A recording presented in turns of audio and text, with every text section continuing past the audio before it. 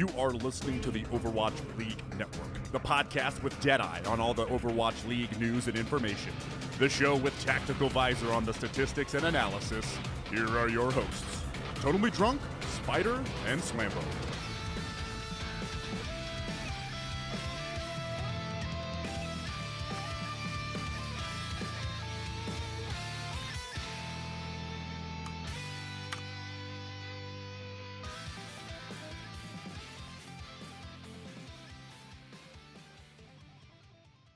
What is up, guys, and welcome back to Overwatch League Network, the podcast with Deadeye on all the latest Overwatch League news, information, and esports analysis. I am your host, Totally Drunk, and tonight we have episode 105.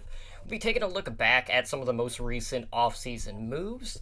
We're going to light a candle for yet another Academy team, as they have told us that, they are going to close the door on the 2020 season.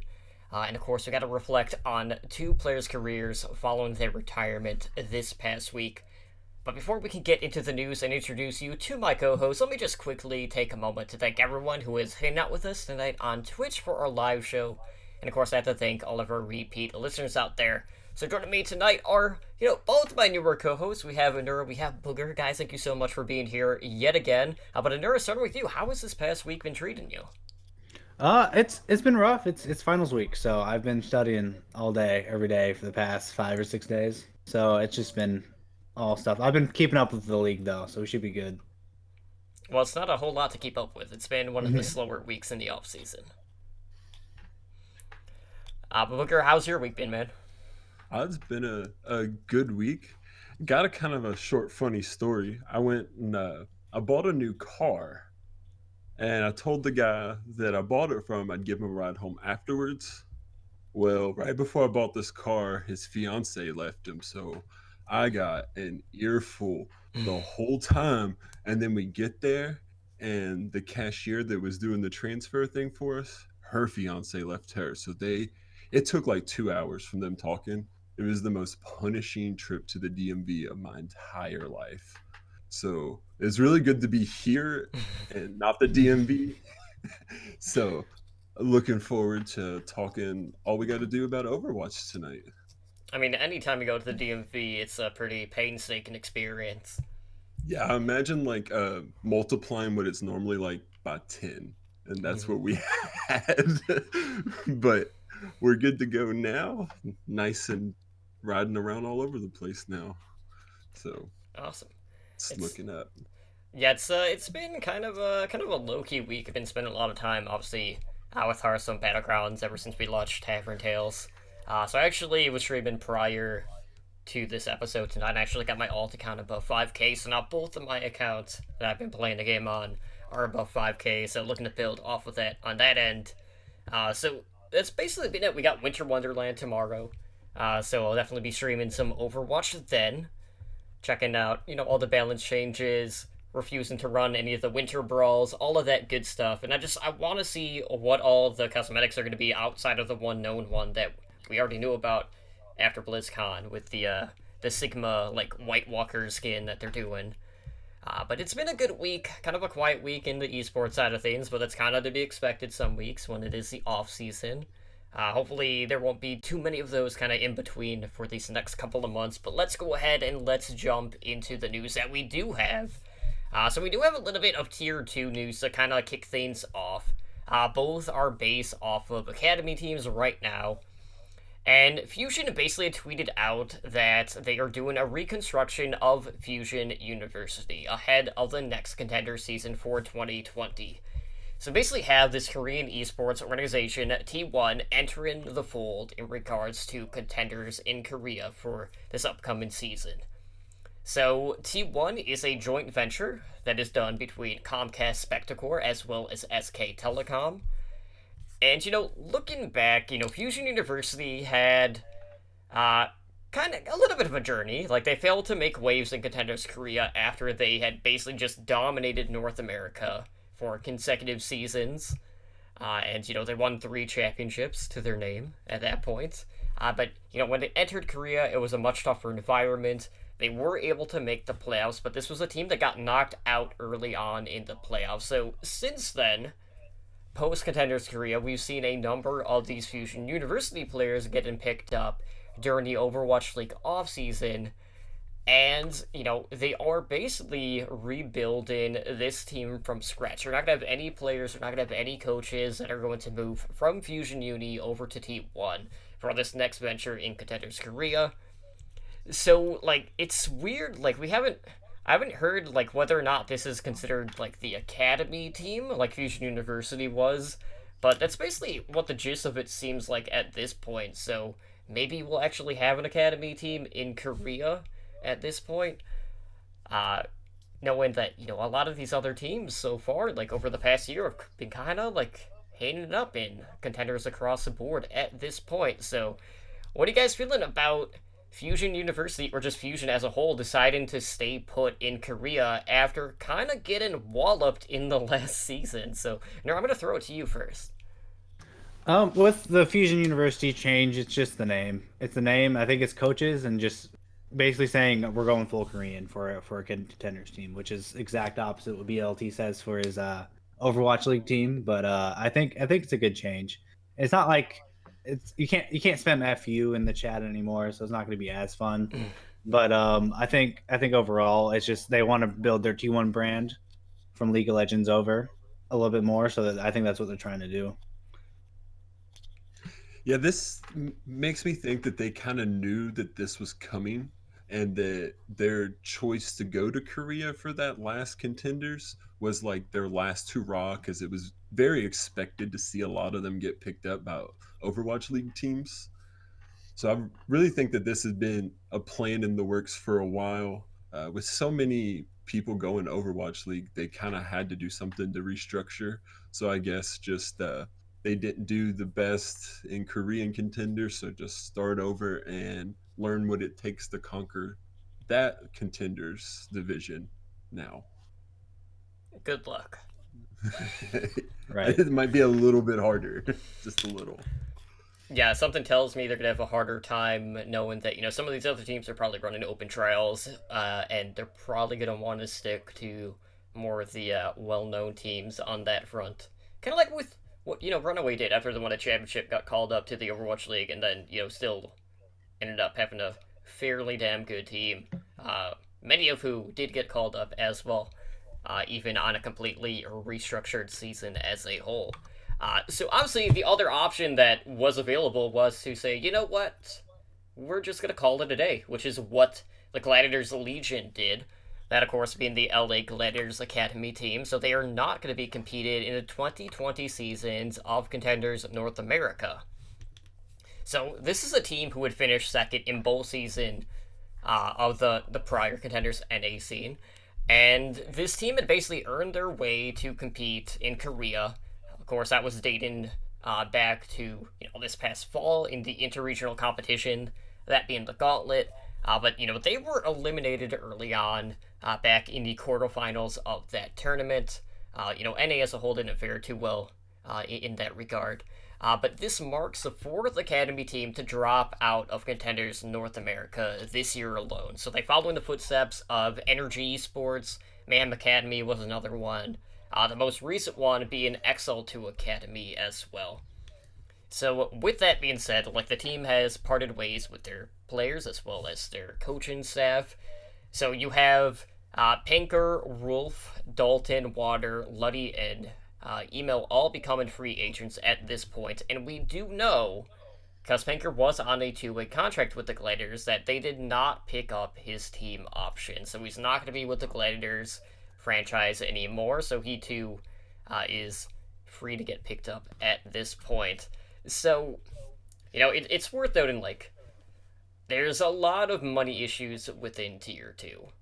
And when even the teams that have that Overwatch League funding or backing from these organizations are calling it quits, it doesn't really paint the best picture about the current Path to Pro ecosystem, where even these teams that are able to sell these players or call them up, make use of them, so within an organization, or just selling them off to other teams, it's just at what point are they going to steer away from this whole doom and gloom that we kind of see in tier 2? Because, like, right now, it's just kind of a shit show.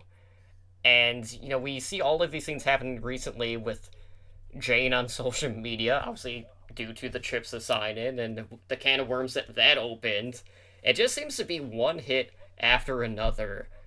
And it just seems at this point to just be a domino effect one week after the next. So at what point do you guys feel like we're going to be able to kind of like right the ship? And like what sort of steps would you like to see Blizzard kind of like trending towards in order to make something like that happen?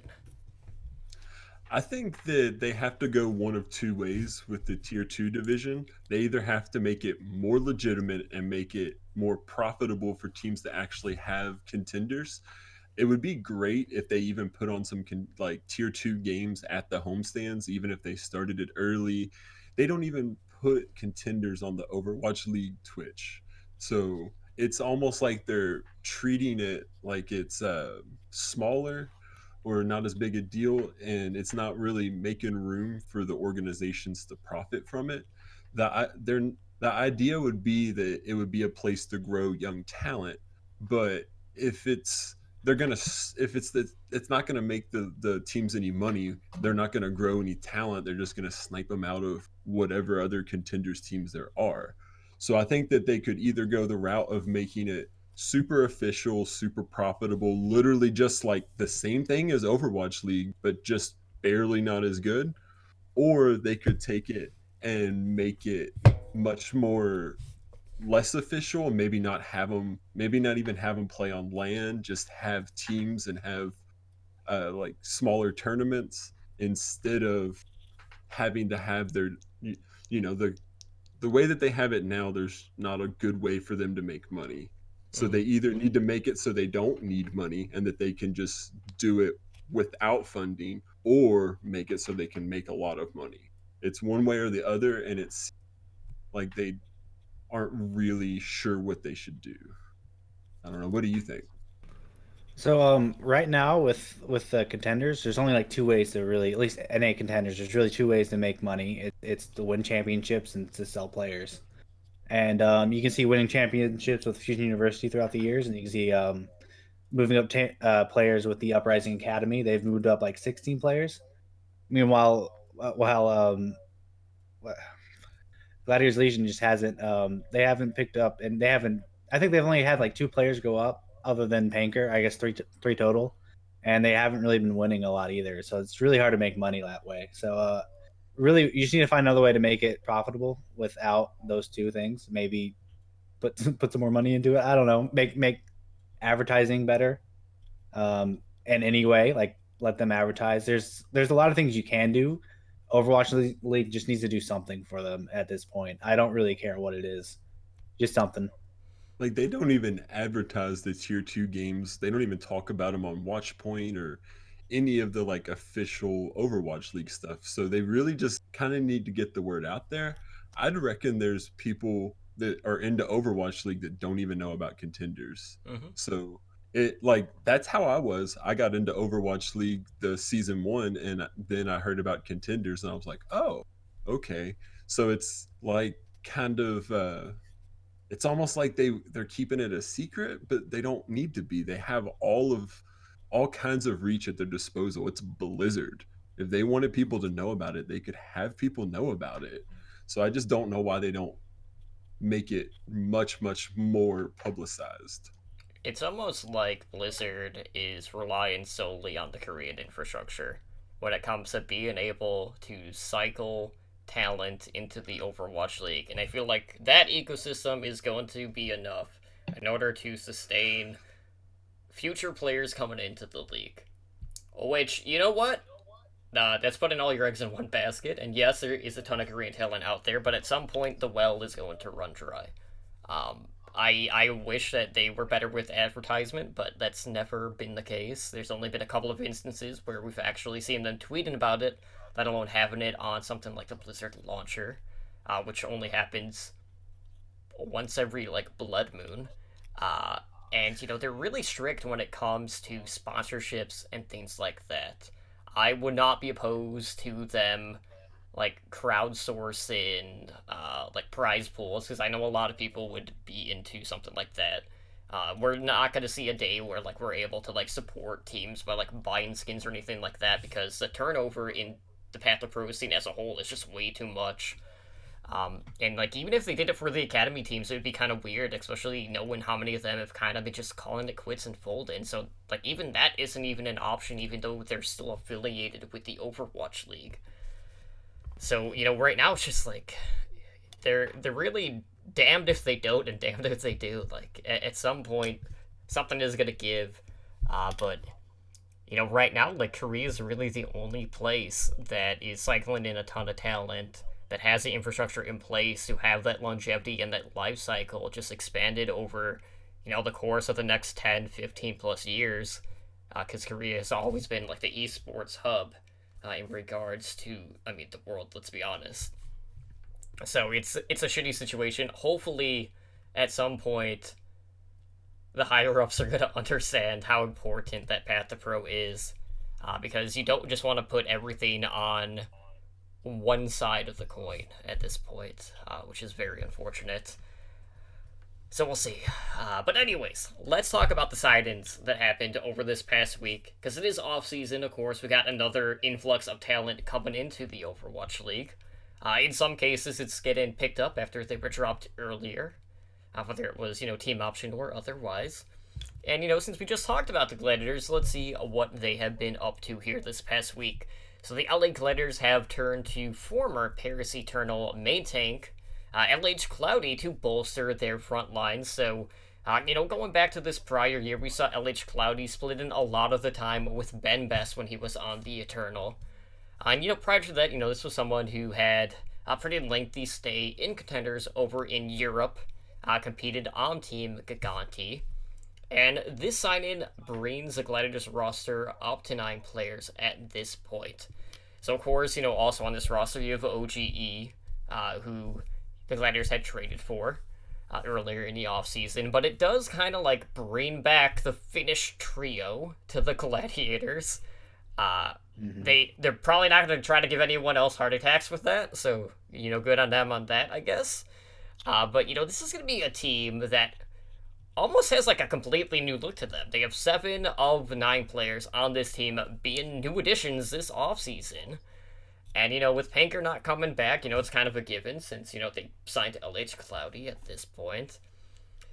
So I don't know about you, but like, do you guys feel like there is going to be a split? Because if you're going out of your way to trade for a big name like OGE, that basically tells you right out of the gate that this is going to be your guy moving forward. So who knows how much Cloudy will actually get to see. So, in his case, probably going to be right in the bench for quite some time. Right. I really do think that Gladiators are going for a solid A and a solid B team. I can see Paintbrush being a good backup. I can see LH Clouder being a good backup. I can see Bishu being a really good backup. That could come into games where maybe the other teams, like, we're playing two easy teams, two simple teams, or just warming us up, like just one of those two things. And so they still get play time. It's not like academy play time, which they just dropped their academy. I think they're really going for this A and B team structure that could really, I think a lot of teams are moving towards that or something like that. I don't see a lot of players subbing in unless if we get more, if we get like all 12, it's A and B. But if not, these are just backups for sick days or stuff like that. I don't see them splitting a lot of time. Yeah, what this tells me is that Cloudy was able to offer something to the team that would maybe not be on stage. Because I think OGE will get the majority of the playtime, but to know that he has a history with uh, Big Goose and Shax, so he probably has some benefits that he could bring to the team that's not just to the stage. He probably is really good for scrims and stuff like that. So I don't think we're seeing someone who's going to split time with OGE, but maybe play if he gets sick. He might be a specialist if OGE has any weak points. He could totally fill in on a map basis and things like that. But I think what we're seeing here is someone that's to benefit the team off the stage more than on the stage. And I think that there's a lot of value to players that do that. So it seems like a pretty good pickup for Gladiators, even though, they have a good main tank, unlike some teams. So it's I'm curious to see if he's going to play and have any specialty maps he comes in on and stuff like that. But it just seems like a big offstage play to me. Right, and this is not the only team out there who had picked up a new tank. Is looking at the Paris Eternal, you've actually added one of the Academy team players from Montreal Rebellion, that being their off-tank Smex, to their lineup. So basically, like, this is someone that's been in contenders, making basically every playoffs that he has been in ever since he joined, the Path to Pro. So he's been a member of Energy Esports, and that was dating back to early 2018. He was with that team until they had disbanded back in May, where he would join the Toronto Defiant Academy team, that being the Montreal Rebellion, about a month after that point.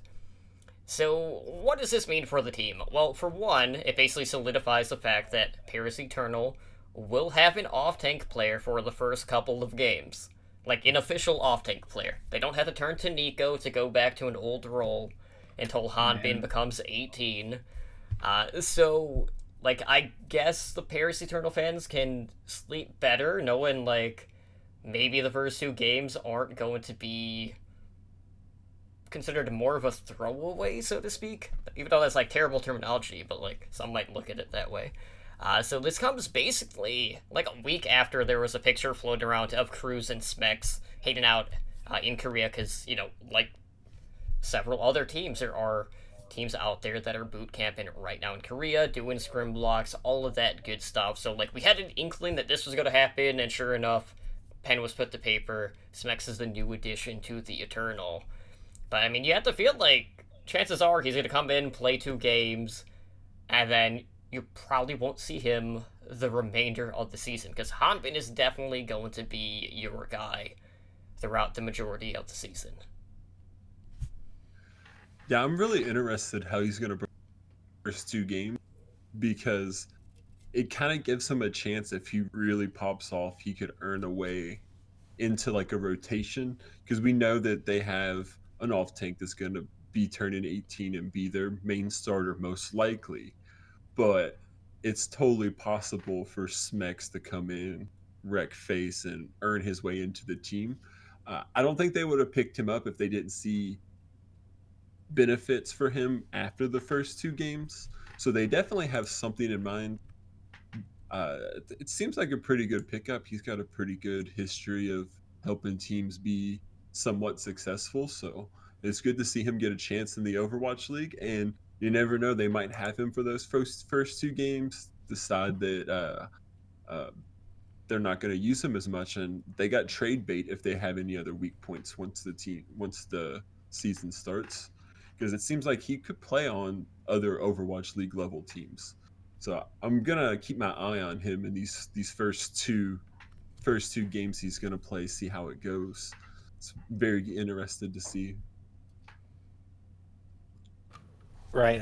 For Smex, I really do think he could definitely become a starter if he plays well enough.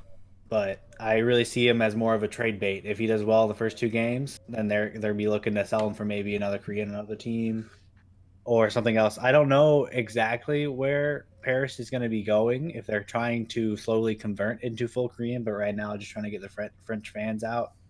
There could be a lot of options for them, but really, I don't. Paris can do a lot with this, and I think Smex was a good pickup. No matter what you're looking at, he's just a good backup, good starter. Well, he could be a good starter, but I really think it was just a solid pickup all around for them. So outside of that, we also had finally someone that, like, we've been wondering, like, what's happening with this kid for. I mean, it's been going on for a while now in contenders. So Who Are You has basically been on loan for quite some time from Fusion University. For a while, he was playing with Meta Athena. He would later go on to join Sky Foxes later in the year. And this is someone who has been, one of the DPS prodigies dating back to the early days of Apex when he was competing with Lunatic High. Now, of course, back then, Who Are You was very young, so he's just now turning 18, entering the Overwatch League as a rookie, and he got picked up by the New York Excelsior. So, as of the sign-in, and I'm going to say it like that because we do have an update on that front, which we'll talk about here in just a few moments. But when Who Are You was picked up, he was the 5th DPS listed on this roster, with 11 players overall on the team. And, this is also a team that ran 5 DPS last year, but, we saw them release Flower over the offseason, so they're not quite to the full potential on that front. But this has basically been someone who has been around the block for quite some time. He's been on championship winning teams.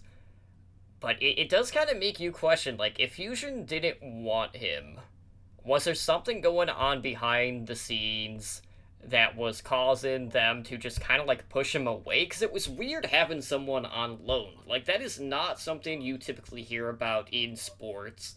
But here you've had Who Are You just competed on more teams than he had been with prior to signing with Fusion University up to that point. So it just makes you kind of wonder, like, was there an ego problem? Was he toxic? Was he causing disruptions with the staff behind the scenes during scrim blocks? We honestly don't know, and we might never know. But, it does kind of make you wonder, like, what was the deal with Who Are You? I see the signing as more of a for Fusion. They don't want to pick up Who Are You because he's a bigger name, which means more money comes across. That's probably why they picked up Chipsa. I think Chipsa was an easy, cheap signing for a Doomfist player, while NYXL also needed a Doomfist player. Has the money because they just got rid of Pine, which we'll talk about later. But and they really could use him because they don't have a Doomfist player. During the playoffs last year, you saw them run a lot of Bastion because their Doomfist work just wasn't as good as other teams, so they just adapted the meta that way. So I really see this as just a flex player that could play Doomfist that they really didn't have before. Yeah, I've got a lot of faith in New York's scouting. It is curious that he was on loan. That doesn't seem like something that a lot of tier 2 teams would want to do with players that are super talented. But it could also have been a money thing. They could have been getting paid for him on loan. We kind of are in the dark about a lot of stuff like that. So I think that he'll have a spot on New York. He might kind of take into that like Flower role of last year where he'll be like a specialist and probably won't be a starter. But New York is a great place for him to grow and to really find his Overwatch League potential. Hopefully we don't see him fizzle out in a couple of years, but really it seemed like I said, I got a lot of faith in scouting, so that they definitely picked him up for a reason. He's been really sought after. I don't think if there was any glaring problems with having him on the team that they would have signed him. So I guess we'll just see how it goes, see how he plays.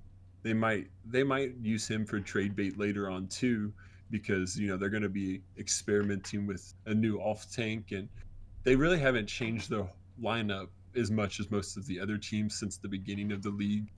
So hopefully we get to see Who Are You really grow into a top tier Overwatch League player. Yeah, right now we have New York still trying to find that championship winning formula for this team. This is a team that has finished in the top 4 in back-to-back seasons, but we haven't quite seen them put everything together at this point. So going into 2020, since Pine did retire, which we'll talk about here in a moment, they're going to have Libero, they got Sabiolbi back, Nene's back, and they have Who Are You. So they're going to 4-man rotation. They do have the option of obviously picking up another player at this point, so we'll see whether or not that happens. But, there were a lot of people that were wanting to see Pine coming in to play Doomfist, because that was something that he was studying for quite some time, since, he didn't play at all outside of, the All-Star game. So he wasn't in, an official game all of this last season, but just never got the opportunity. And, as we'd mentioned, they heavily relied on those Bastion strategies when it came to the playoffs on that front. But, Who Are You has been pretty prominent ever since he entered the scene. There's been a lot of hyped DPS players throughout the league coming in. Some of them pan out, some of them don't. So we'll see whether or not he sticks or whether or not he's going to be incapable of building Dragon Blades or anything like that, like some other DPS players have kind of had to deal with in their Overwatch League careers. But on that note, we do have a couple of other things that kind of happened in between stuff outside of the retirements that we're going to talk about. So I don't know if you guys saw this, but earlier today there was an article that was posted on the Overwatch League website. I didn't actually read the article, but I heard about this. But in this article that dropped earlier, there was quotes from players on it, and one of the players that was listed was from the LA Valiant, and it was Rain, who is not a confirmed sign-in. This is a support player that had been released by the Florida Mayhem back in October, but this has been a rumored sign-in, but nothing was ever made official at this point.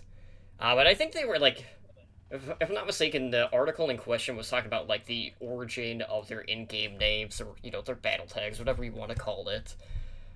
And it listed Rain as a Valiant player, so looks like he was picked up at this point. Going back, this was someone who had played on O2 Blast. Obviously, he was with the Mayhem when, they were going budget Korea. That didn't really pan out on that end, on that point. But, this does kind of, fall in line with some of the other moves that we have seen from the Valiant this offseason, knowing that, they've overgone this huge restructure going into the 2020 season.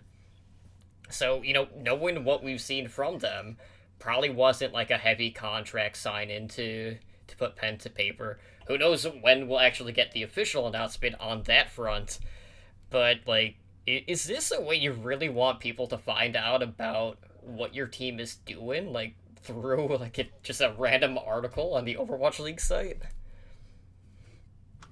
So what are the odds that to save money, they have their, social PR got laid off until closer to the season, and they just haven't been able to have someone to put it? No, I'm kidding. Maybe it's just one of those waiting for league approval, or they just haven't made it official. Maybe he came in a pair and they're waiting for someone else they signed so they can announce a duo signing. It kind of might be a bad look for them, but we also haven't mentioned it could be a typo. So you don't really know till we get our official announcement of what's going on there. Yeah, it's it wouldn't be the first time we've had misinformation on the Overwatch League site, because I was definitely all over the place in regards to team contract statuses way back when. Right. So with Rain, I could really see this as a situation of Custa getting benched again for being too smart, like previously. But at the end of the day, I really liked Rain. I think he got an unfair share. He got in stage 4, and then he gets dropped right afterwards. The dude had a really unfortunate chance. I think he was going to be a solid player. I liked him a lot better than Chris personally, but we'll see how they go with him. I don't have high hopes for the Valiant roster, but maybe he'll be a shining star. Mm-hmm. So one LA team signed a Cloudy and the other LA team signed Rain. Mm-hmm. That's kind of some sort of pun to be made there, I guess. Yeah. Outside of that, this is another thing I don't have in the notes, but we did have some coaching updates here as well. So I'm briefly going to go over them really quick here. So we have the Shanghai Dragons add in 2 new coaches to their staff.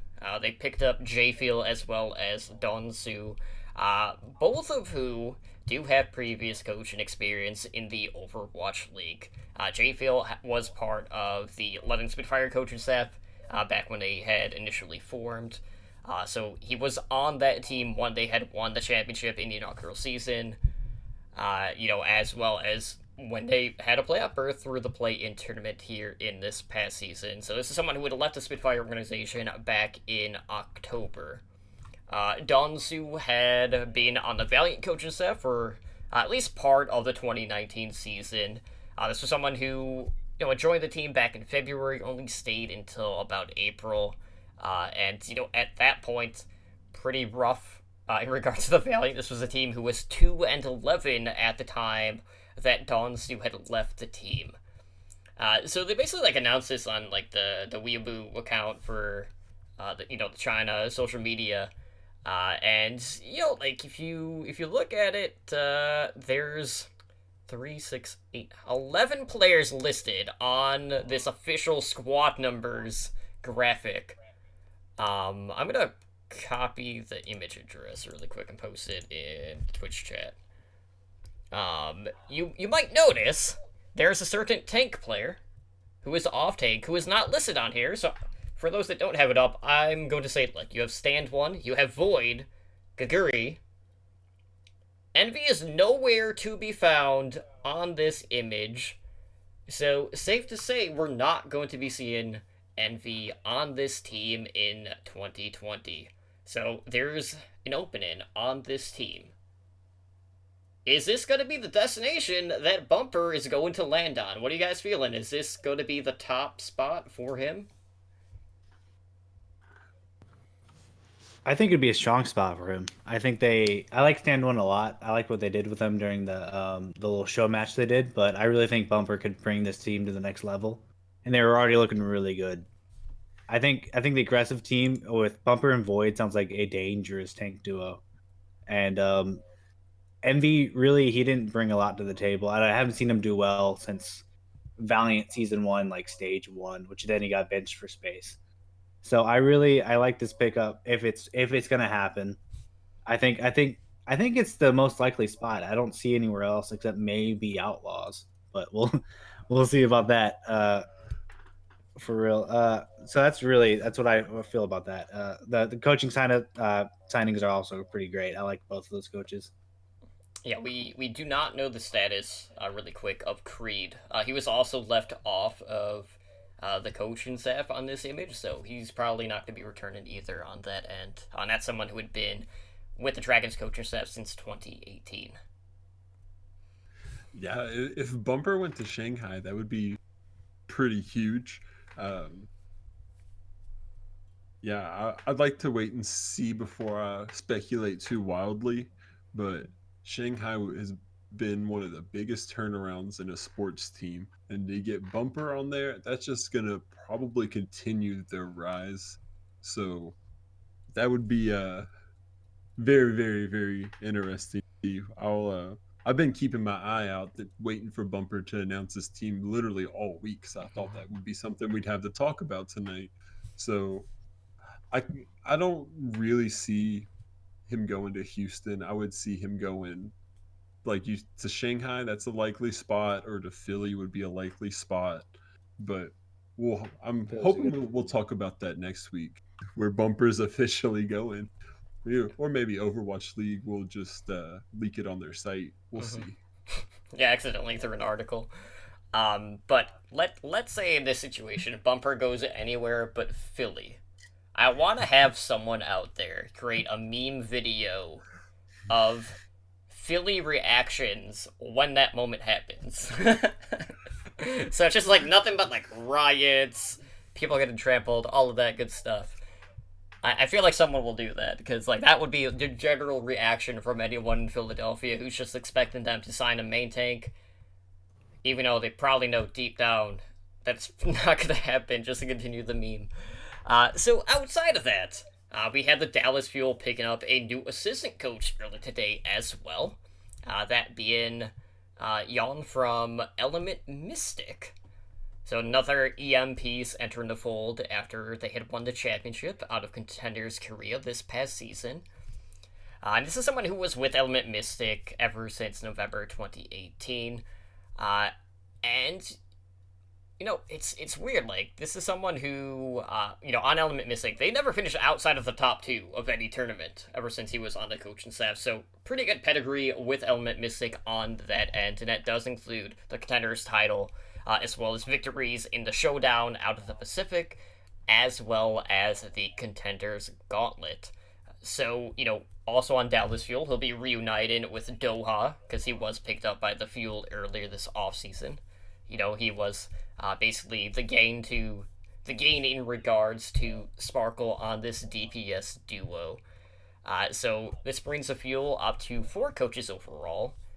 They had Jane and Damon who had left the team earlier this offseason, but you got basically 2 NA coaches, you got 2 Korean coaches on the squad at this point, with Yon being the first new addition to the coaching staff during this offseason.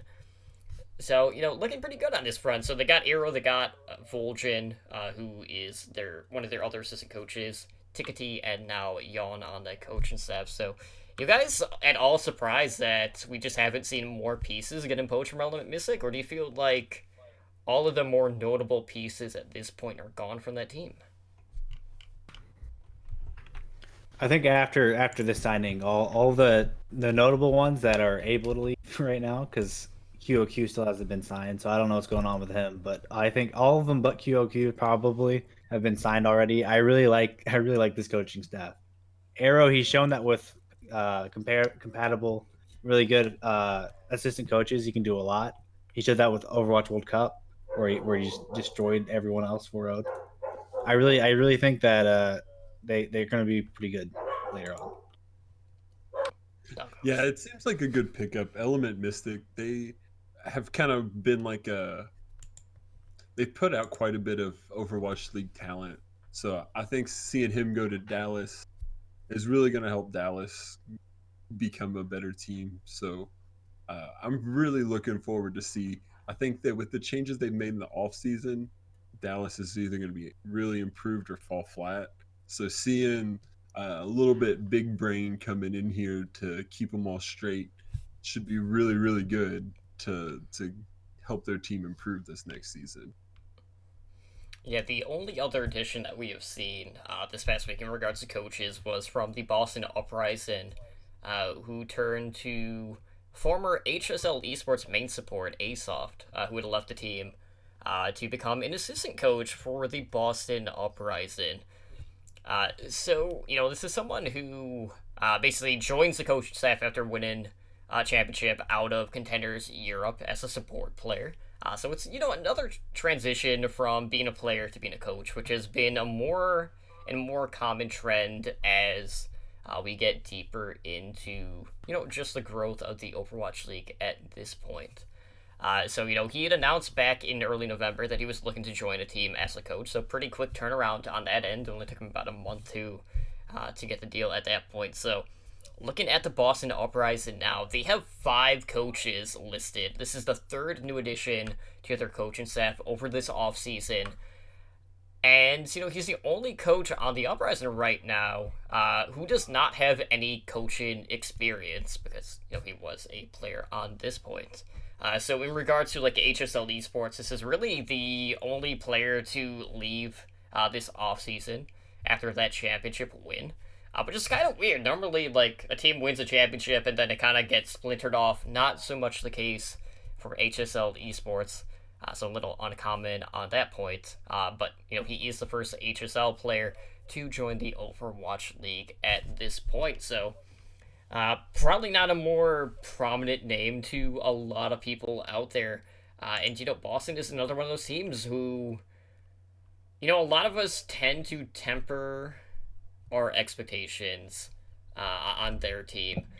Probably not going to be any different this year, just seeing the pieces that have come in, the pieces that have come out of this team, because we always make jokes about shipping out of Boston in regards to just any problems that we've seen behind the scenes, or just knowing that this is a team that is more known for just selling off talent. And to their credit, that is one thing this organization has done better. Then honestly, if we compare Boston players getting sold to the rest of the league combined, it might still not even be balanced at that point. It still might lean in favor of Boston. Yeah, Boston, they seem to sell their players off quite a bit. So with the coaching staff, they definitely need to have a large enough coaching staff to keep the players that they do have at the time all together and cohesive. So anytime that Boston's adding new coaches, it's probably going to help their team be a little bit better. I hadn't really heard of him too much before this signing, so I don't know too much of where it's gonna go, but I just hope for the best for him. Yeah, this signing really doesn't do a lot for me. I don't know the guy. I don't know how well he's gonna do in the coaching role. I hope he does great. It's Boston Uprising coaching. They're always stacked with coaching. I feel like sometimes they have more coaches than players.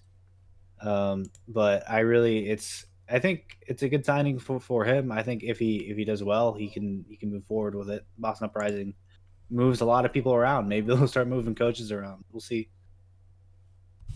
Right on. So let's go ahead and let's move into our main discussion. So that's all the coaching stuff out of the way. But it has been an interesting week in regards to the retirement bug striking. So we have two notable names here who probably more of an impact in season one than the prior season in regards to, just the amount of overall play they've seen or like bigger moments that kind of like escaped them this past season.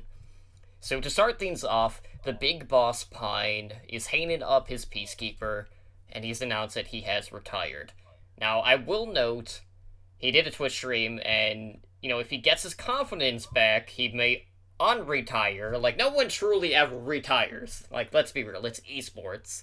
But Pine is basically going to stay with the New York Excelsior family through, their parent org, or whatever the hell you want to call it, Antbox. So he's going to be a streamer for Antbox moving forward. Now, this comes a season after, where Pine didn't see a single map in the Overwatch League. But, despite that, he still made it into the All-Star match due to name recognition alone. And I'm sure at that point, a lot of people wanted to see Pine play. And that was the only chance that we would get on that end. But, this is a pretty drastic turnaround for Pine. He basically went from a season where he'd played in 31 of the regular season matches during the inaugural season to not seeing any time in 28 regular season matches. So, yeah, that's completely cutting his legs off on that front. So, as we mentioned with Pine retiring, the DPS rotation for New York consists of Libero, SBB, Who Are You, and Nene. So I want to get your guys' thoughts on what you feel like Pine's legacy is going to look like in regards to the Overwatch League. Obviously, we can't really say too much about the 2019 season since we didn't get to see him, but looking back at that inaugural season, were there any, specific moments that stood out to you? Obviously, getting dubbed Big Boss came on Ilio, so that's probably the most common thing. But what are you mostly going to remember Pine for in regards to the Overwatch League at this point? Headshots. That's what Pine. He I like that he's still gonna be a streamer and still within the organization, so that's really good. I'm trying to remember what map it was on, but the first time I seen Pine play, he took such a hard flank on Widow to be behind the enemy spawn. So he had pulled off some gutsy plays that most other players wouldn't play. He was able to pull off some of those plays that other players wouldn't pull off, and sometimes he fell a little flat. But I was really surprised we didn't see him at all in this most recent season. So that makes me wonder if something else is going on. I'm also going to say I don't think he's going to stay retired. I think he'll be on another team before he's all the way done with Overwatch. Because where he's staying as streamer, he's not saying that he's done with Overwatch. He's just retiring from the league. It's almost like we need to put retire in air quotes there, because I really do think that he'll find another team. Maybe not at the beginning of this season, and it might not be till next season, but I think that we're going to see his return. Yeah, I really don't think this is a permanent retirement by any means. He could have started on multiple Overwatch League teams this past year. So hopefully this isn't the end for him, and maybe the streaming, being a pro streamer for Andbox, might help him find his passion for the game again, if that even was an issue. Yeah, but I really look forward to seeing Pine come back because I don't think this retirement's permanent. So with me, Pine, he really seems like he's lost his mojo a little bit, probably not playing. Stage four, he talked about it with the coaches. He was supposed to play stage four, and then they got destroyed by the Gladiators game one, and so they totally like retconned everything they were doing before and tried to rebuild like right there, so that he didn't be able to get playing time. He wasn't able to get playing time stage four at all, and that's really where he lost all of his confidence. I think he said he left for Korea like during stage four, so he didn't even get to like, go during the finals or the playoffs. But if he gets his confidence back, that's great. If not, there's a great game coming out called Project A. I think he'd do great in it. But at the end of the day, I really hope he comes back. He has a big enough name to where most teams will pick him up anyway. Like you're putting Pine on your team. It's different from like just a random contenders player. As bad as that sounds, he's got a big name to him, and he's earned it. Big Boss Pine. If he wants to come back, he'll come back for sure. Hmm. So I guess that leads me to question how much of the meta is to blame for this sort of decision. Because obviously, we had the three stages of running 3-3, and we had the introduction of Rolock, and not every team really had a prominent Doomfist player or a really good Reaper or Mei player, depending on what route they were going on that end. And, then we kind of entered, the Shield Watch meta, which what we're currently seeing right now in the game. But, that's going to change, obviously, tomorrow when we have the Shield nerfs coming in with all the balance updates as well as the Winter Wonderland. But there have been a lot of pro players out there, Venton, specifically hit scan players. AKM definitely comes to mind in regards to some of his recent comments about the meta. But how much of this decision do you feel like reflects on just the overall state of balance in the game and the longevity of the current metas that we have been seeing, where there really hasn't been a lot of shifts in regards to new heroes entering the fold, at least in the meta?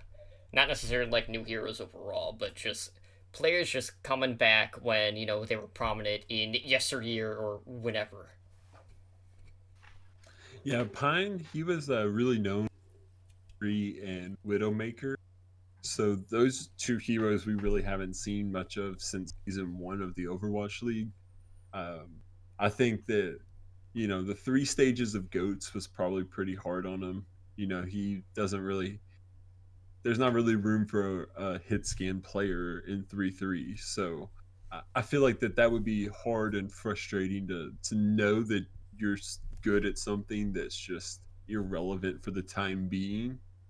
So he's been on the bench, just kind of fingers crossed that we're gonna have a patch where McCree and Widowmaker come back so he can pop off. So it's not really surprising that he's retiring for now. And you could even say that it's, saving a team a roster slot until they need a hit scan meta comes back, and then he's going to be at the top of everybody's scouting list. So I wonder if the staying with the Andbox as a streamer has a contract that'll be bought out, or if he'll be free to explore options of other teams as the season continues. I don't think we'll see. If he's stating he's retiring, he's not going to come out of retirement in the off season. It'll definitely be a couple stages if he decides to do that. Um, so it kind of almost feels like his fate in the developers' hands.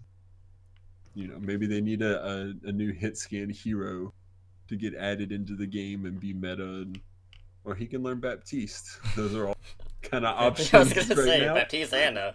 I mean, we do know he was practicing main support, so Yeah, that's something else I'm surprised we don't see more of players that are good being able to transition to different roles.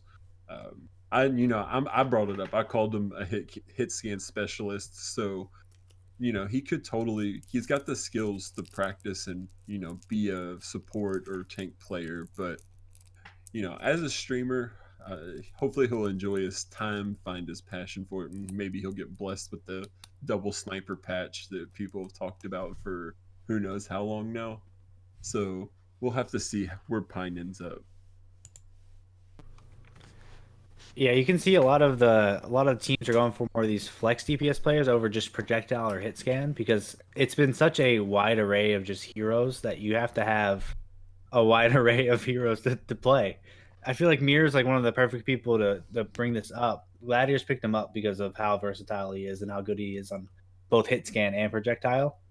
But with people like Pine, he's going to be out for maybe a year or two if hit scan doesn't come back this year, which is a huge possibility. Like some of these players are going to be gone. Like you need to learn projectile and hit scan to be considered to be picked up nowadays. I feel you can't just be like a tracer player or just a widow. It's not really possible anymore. Widow McCree. You've got to have a wider range. I feel like a lot of people learn that. Even even Dante from Outlaws, he learned this season one. He's like, I'm gonna expand my hero pool, and so he was known as a tracer player, tracer Sombra, and then he said, I'm gonna expand it. Now look at him, he's playing a lot of roles for Houston Outlaws. It's because he learned how fast metas can change and how many heroes you need to learn in this league, just to keep yourself relevant, really. So basically, what Anura is saying is that Sparkle's not going to last more than 2 years. Sparkle can play hit scan. Don't worry. He's not just projectile. Or who are you in this case? Would probably be a better comparison. But, who knows? Not everyone can be Leave and play, 24 different heroes in the span of the World Cup. So there is that. But outside of that, so we got the big boss retiring, but we did have everyone's favorite, well, I don't know favorite, but a resident Jakerat player, Houston Outlaws DPS player Jake, retiring from pro play. So Jake did mention in his tweet longer that there were quite a few factors leading up to this decision, and one of the biggest components was trying to keep pace with the rapid pace of improvement and adaptation being a constant issue in the Overwatch League. So in the 2 seasons with the Houston Outlaws, the team had finished in 7th place and 16th place respectively, so a pretty big turnaround from one season to the next. And he is the 3rd player to step down from the Houston Outlaws roster during this off-season period. Now, it is worth noting that Jake said that he is not going to be done with Overwatch entirely, and he already has plans within the Overwatch scene. Obviously, we have seen Jake on, caster positions here, with the World Cup. He did it prior to that as well, so that is a possible destination for him in 2020. But, it seems like it's probably not going to be someone who is going to be traveling internationally should he go that route. Seems like he kind of wants to stay put, not really deal with the whole burden of heavy travel on that end, which is something that he did also put in the tweet logger. But there's also a handful of people that have been really wanting to see a players union get informed, but I still think it's kind of too early on that front. But a lot of people look to Jake to be in one of the better representatives that we could have to kind of spearhead something like that here in the near future. So with that being said, obviously a lot of people are looking at Jake as probably a pretty strong candidate to be a caster, but do you feel like there's also room to maybe see him take in more of a reinforced type role and being on that analyst desk, knowing that he has that pro insight? Yeah, I definitely think we're going to see him working with the broadcast teams with the Overwatch League this next year. Um, I heard that he was very enthusiastic about casting World Cup, so I kind of expect him to be a caster. But regardless, you hear a lot of people whenever a player retires, oh, the league's crumbling, it's falling apart. But to me, the way that he said he's staying within the league just lets me know that it's got an even longer lifespan, because there's going to be careers and opportunities outside of being a player, and that's really important to have. So whether he becomes a caster or an analyst, I think it looks good for the league to know that if you're a player, there's a path for something to do after you're a player. You know, like it's kind of hard because it's no secret that Overwatch League talent is very young. It's very young players. So there's a lot of players that as they might be getting a little older, can't keep up. It's great to know that they're not going to just tossed out into the real world 9 to 5 starting from zero after they had this whole career in esports. So I really like that it's showing that there's something to do after you become a player in the Overwatch League to be within the Overwatch League. So it's a, it hurts because I'm an Outlaw fan, but really I don't think Jake, he had to be thinking about his playtime too. We Mhm. look at all the other DPS players that Houston has signed, and to me, it looked like he was going to be warming the bench most of the year. Like, how often are you going to see Jake put in front of Dante, Hydration, Blase? Like, there's a lot of talent in his particular position. So it seems to be a very, very career move for Jake, and I really look forward to seeing what he does next, whether it be casting, analysis, or combination of both. That would be absolutely great to see. What do you think? I really think he's going to be joining at some aspect of the Overwatch League talent desk because it's there's 2 homestands per week in 2 different places. They're going to have to split Yeah, up. You can't have a small desk on both sides, or casting desks as well. You have to let them rotate a lot. So I really think that they're going to be moving to more of a split. It's probably still going to be smaller, but they're going to have to add some people. I think they're looking at Jake as either a caster. I'm really feeling on desks. I don't know who he's going to be paired with. There's a lot of people he could be paired with, but I don't see anyone right now. But we'll see in the future. Really, it could go either way for him. Yeah, I'm really hoping with 2020 we're gonna have a ton of surprises in regards to like the talent that's being brought on for the broadcast. There's a lot of room where they could just pull from the Path to Pro on that end. A ton of great names really come to mind. So who knows? Like, there's even like an outside chance like maybe we'll get to see Drake and Lemon Kiwi paired again as casters. See in the big time. That would be absolutely fantastic, but definitely not going to see the less of him on that point. So, and who knows? Like maybe we'll even get to the point where these franchises will look to just have the same person on broadcast with them throughout the season. yeah, So maybe Jake will be covering the Outlaws primarily. There's also that route too. But like I don't know if it would necessarily just be something where like okay you're only going to be assigned to this one team and then you travel wherever they go, but that opportunity is there should they choose to do so. But yeah, the 2020 obviously is going to bring a lot of new challenges, both to players as well as the on-air talent. So we'll see how stressful that's going to be across the board. But Jake to me, just based on Twit longer, definitely strikes me as someone who wants to be staying more put than the rigorous travel plans that could be planned here in 2020. So I'd imagine he's going to stay in NA on that front. So he's not going to have any like 14-hour flights or anything too crazy on that end. But for me, like Drake, like people probably just remember him more so for being the poster boy of the Overwatch League more so than talent. And I hate to say that, but like obviously like Drake's the face that a lot of people think of when they think of the Overwatch League. But he always struck me as just a Junkrat player. Really not so much outside of that, not to say that he didn't have pop off moments on other heroes, but at the end of the day, most people will remember Jake from his Junkrat play. And I want to say, was it the Shock who had like sent out that tweet that they deleted that had like a clip of one of their players on Junkrat? Yep, architect. Yep. Yeah, that was terrible. That was so bad. I really think Jake will live on. There'll be JLOKs every time a Junkrat comes on. Like anytime that happens, I really think he's gonna be somewhere in the league no matter what. If he's not just talked about during casting, he's such a big name. He's such a big name, and he was a really good all around player that could fit into most roles for the Outlaws. So he's gonna be known for a while. Yeah, I don't see him going anywhere from. So it's a retirement from pro play, but it's not really a retirement from the Overwatch League.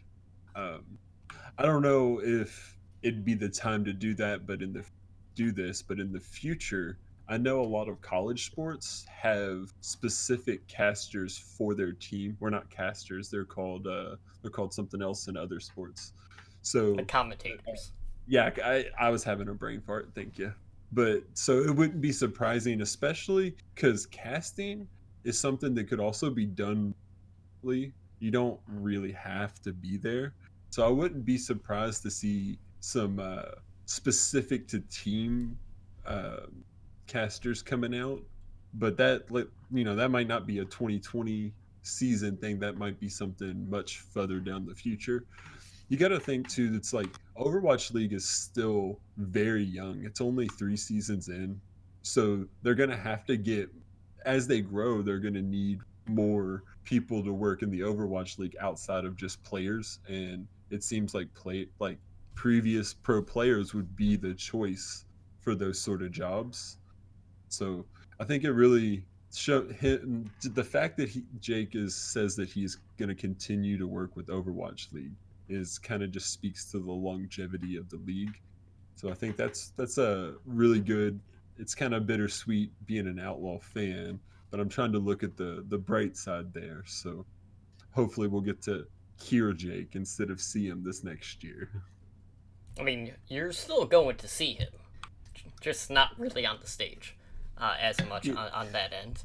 But to me, like one of the other things that we have to talk about is the talent takedown, and in this regard, so Jake is moving Yeah.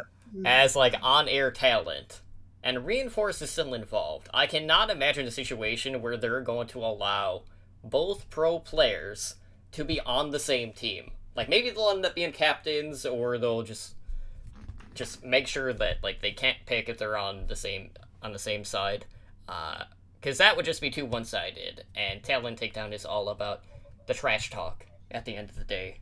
Maybe not so much the overall quality of the game, because SRs are all over the place on that end. But I don't want to see a situation where like one team is gonna have like 2 pro players, and then the other team is just gonna be like a random hodgepodge of the on-air talent, because that would just be completely unfair and not balanced in that regard. And how many seasons do we have to wait before the talent takedown is like an alumni all-star of the league? Because I see that that's going to be a very common thing as players retire, is to continue to work somewhere in the league. So those games might only get more and more interesting as the years go on. Right, and I feel like a lot of these players are going to have to move up through the contenders. Because I feel that they're not as ready as Jake is, to be honest. Jake is a really, really special talent, both on stage and off stage. I think he's perfect to move up, but I think a lot of the people working in contenders today might take over them before some pro players do. yeah, like I'd also love to see like Wolf and Achilleos being stationed back in Korea, where that was like pretty much their home throughout most of contenders. Just having someone like native to that area who like knows the talent that is coming from there, that has basically like been entrenched in that specific scene for quite some time.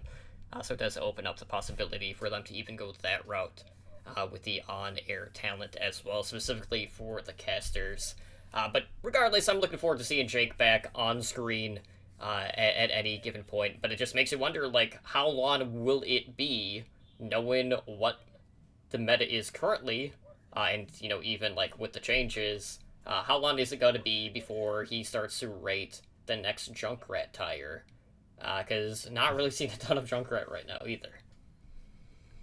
Yeah, so that's a good point. That as a Junkrat specialist, his decision could have been somewhat meta based, just like we discussed about Pine. Um, Yeah, Jake, they referred to him a lot as this last season as like a shot caller, and had him in the game for leadership purposes. So with a new restructured team, he probably wouldn't fill the exact same role.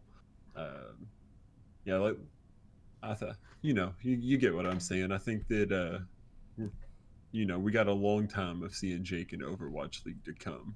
just not as a player anymore. But was he shot caller because he could get the most information out the quickest, or because he was the best at it? Yes. Probably both for that team. Yeah, you're probably right. Ah, man. So with that being said, like that's pretty much all we have for tonight. Not really a ton of movements over the past week, so not too much going on at that end. Hopefully next week we'll have a little bit more to talk about. If not, we'll definitely come up with something, or maybe we'll even start doing our division previews or team previews. But we're still waiting on confirmation on a couple of sign-ins on that end. But hopefully Bumper will find a landing spot here fairly soon, so we could hype up wherever that's going to be. Hopefully Shanghai, knowing how much they popped off at the Shanghai Masters Invitational. Seems like that Fleta pickup is going to unlock a hell of a lot of openings for them, especially if Lip continues to play up to par on that end as well. So with that being said, we are going to wrap it up. So if you guys want to help us out, one of the best things to do is to head over to iTunes, go leave us a review, let us know how we're doing. Obviously, as I mentioned, like this is a new trio on this podcast, so two newer podcasters in the scene, working out the kinks, but let us know what you'd like to see us work on. So that definitely helps us out on that end. If you're looking for additional Overwatch content, because one, it is the off season. So it has slowed down a little bit, obviously, because not everyone is recording weekly anymore. But we do have Overwatch Recall, which is our podcast directory, which focuses all on Overwatch, whether it's Variety, Overwatch League, Path to Pro, all of that stuff. So every Sunday we do the weekly recall, and that has a list of all the podcast episodes that were released in the prior week. So if you want to, find out more info on that, be sure to follow Overwatch Recall on Twitter at OW Recall. Now, outside of that, if you want to support our podcast network, you can do so a number of different ways. We do stream a couple of nights a week on Twitch. So Twitch Prime subs, Tier 1 subs are greatly appreciated. And then, of course, we have our Patreon. There you can throw us really any amount of money. Like $1 a month is where the tiers start at. Anything above that, it's great too. Every little bit does help. But you too can join the likes of our master and above patrons, Blazin' Bob, Brandon, Jay-Z, Owl, and Kesha in helping our network grow. So if you guys want to join them, head over to patreon.com/OWL Network. Now with that being said, we do have a new show that launched from Spider, which was over on our YouTube channel. It was also posted in the weekly recall this week, and that is Null Sector. And I know Spider's hanging out in chat. So if Spider's still hanging around, he can type whatever, but it's basically going to cover a variety of topics. It's going to be him ranting like a madman, I'm sure. Covering everything and anything kind of in between. So expect more from him on that front. But that is on our YouTube. So go check that out. Leave a comment. Share it, like it, all that good stuff. But if you want to contact us, email us at contact@owlnshow.com. Visit our website at owlnshow.com. Follow us on Twitter at owlnshow. Go check out Null Sector on YouTube at youtube.com/Overwatch League Network. And we also have our Discord. That is at discord.me/OWLNshow, where you can join and talk to our community. And of course, you're currently watching us live on Twitch at twitch.tv/OWLNshow, where we do our shows basically Monday through Wednesday. We have this podcast, that's Overwatch League Network, every Monday at 7 p.m. Pacific.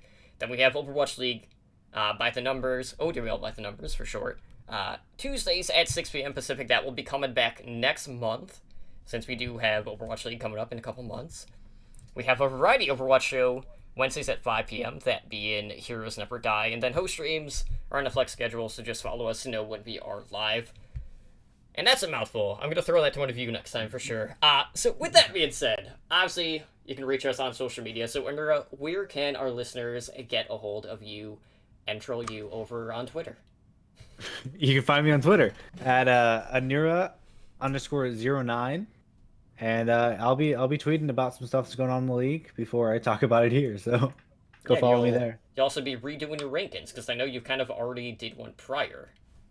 Yeah, I'll probably be redoing my rankings because finals will be over. I'm gonna be bored, so this will be something fun to do. All right, and Booger, where can the listeners get a hold of you? Yeah, you can find me on Twitter and Twitch. Both of them are at Booger Brains with two Z's, BOOGERBRAINZZ. Um, I do game streams usually on Saturday nights, and I have a short YouTube show about Fantasy Overwatch League coming in January. You can find all about that on my Twitter. That's about all I got right there. All right, and as for myself, you can find me on Twitter at TumblyDrunkCTR.